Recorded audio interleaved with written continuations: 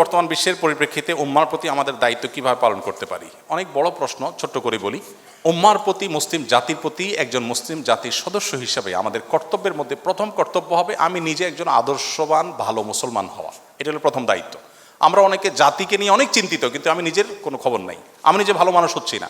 আমি নিজে ভালো মুসলমান হব, আদর্শবান মুসলমান হব, 5 ওয়াক্ত নামাজ পড়বো ঠিক মতো, সুন্দর করে ইসলামটাকে জানবো, আমার আচার আচরণ কাজ কারবার সব দিক থেকে ইসলামের সৌরভ ছড়াতে হবে।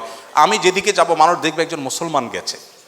আমি যখন চিকিৎসা দেব তখন মানুষ একজন মুসলমান ডাক্তার চিকিৎসা দিয়েছে। আমি যখন ইঞ্জিনিয়ারিং করবো মানুষ দেখবে একজন মুসলমান ইঞ্জিনিয়ার কাজ করেছে।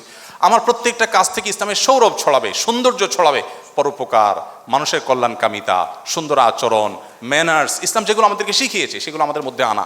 এটা হলো মুসলিম মিল্লাতের উপকার করার জন্য প্রথম শর্ত, যে নিজে সংশোধিত হওয়া, ভালো মুসলমান হওয়া। নাম্বার 2, এর পাশাপাশি আমার যে স্কিল বা দক্ষতা আছে এটাকে বৃদ্ধি করে মুসলিমদের মুখ উজ্জ্বল করা।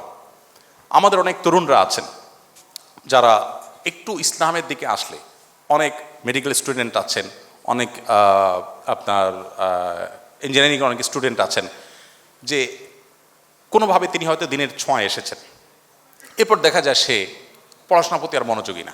আমার কাছে অনেক স্টুডেন্ট যায়, যা বলে হুজুর পড়ালেখা করতে আর ভালো লাগে না আমার।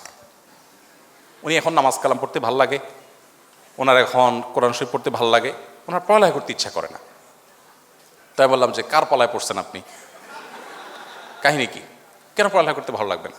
অনেক ছেলেপেলে আছে আগে বাবা মার ব্যবসা বাণিজ্যে সময় দিতেন, এখন সে ধর্মকর্ম করা শুরু করছে, এখন সারাদিন মসজিদে পড়ে থাকে, দোকান টোকানে আর যায় না, ব্যবসায় যায় না, এখন তার এগুলো ভাল লাগে না, দুনিয়াদারি আর ভাল লাগে না। এটা হলো শয়তানের নেক্সুরতে ধোকা। আপনি কোনো দক্ষ আলিমের পরামর্শ ছাড়া নিজে নিজে ডিসিশন নেবেন, আপনার স্কিলকে আপনি কবর দিবেন, তাহলে আপনি মুসলিম মিল্লাতের ক্ষতি করলেন। আপনার স্কিলকে ডেভেলপ করে মুসলিম মিল্লাতের মুখকে উজ্জ্বল করবার যথেষ্ট সুযোগ আছে। আমরা সেই মুসলিম যারা স্পেনের তারেক বিন জিয়াদের স্পেন বিজয়ের মধ্য দিয়ে আমরা জ্ঞান বিজ্ঞানে, বিশেষ করে আপনাদের যে সাবজেক্ট চিকিৎসা বিজ্ঞানে মুসলমানরা অনবদ্য অবদান রেখেছেন, সে অতীত আমাদের ছিল, দুঃখজনক সে অতীত আমাদের হারিয়ে গেছে, আজ নাই, সেটি পুনরুদ্ধার করতে হবে।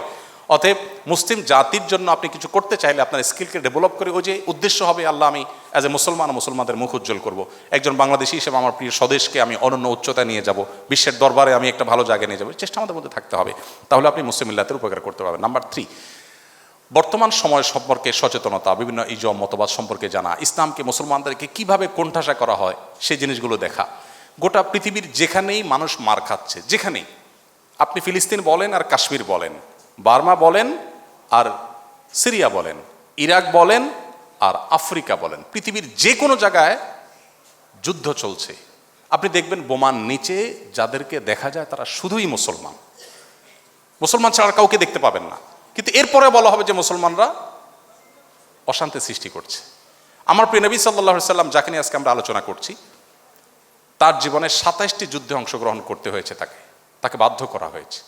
সেই যুদ্ধগুলোতে অংশগ্রহণ করে সর্বসাকুল্যে যত মানুষ মারা গেছেন তার সকল যুদ্ধে, সব মিলিয়ে যুদ্ধের বাইরে কিছু মানুষ বিচারিকভাবে মৃত্যুদণ্ড পেয়েছেন তাদের বিশ্বাসঘাতকতার অপরাধে, সব মিলিয়ে 1000 মানুষ ছিল, মাত্র 1000।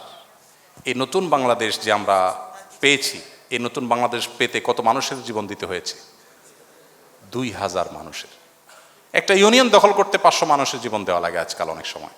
সেখানে নবী সাল্লাল্লাহু আলাইহি সাল্লাম গোটা বিশ্বে ইসলাম প্রতিষ্ঠা করতে গিয়ে 600 বেশি মানুষ বিচারিকভাবে মৃত্যুদণ্ড হয়েছে।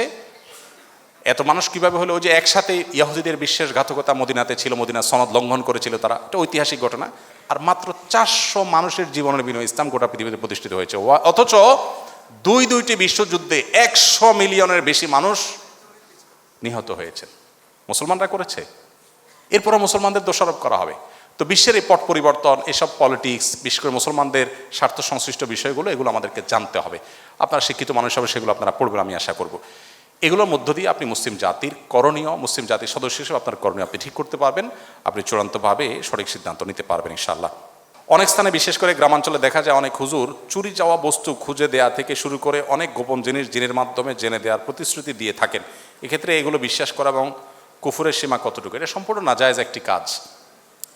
ইস্তেআনা বিল জিন বা জিনদের সাহায্য নিয়ে এ ধরনের কাজ করা, এটাকে সারা বিশ্বের সব উলামা একরাম নাজায়েজ বলেছেন। অতএব এটি কোনো অবস্থাতে জায়েজ নয়। যদি জিন দিয়ে এরকম চোর ধরা এটা জায়েজ হতো বা এটাই যদি শরিয়ার সিস্টেম হতো, তাহলে নবী করিম সাল্লাল্লাহু আলাইহি সাল্লাম সাক্ষী টাক্ষী দিয়ে আদালতের ব্যবস্থা করতেন না, তিনিও এই জিনে ধরা একটা রোগীর লোক রাইখা দিয়ে এই কাজ করতেন। সো এটা সঠিক কোনো কাজ নয়।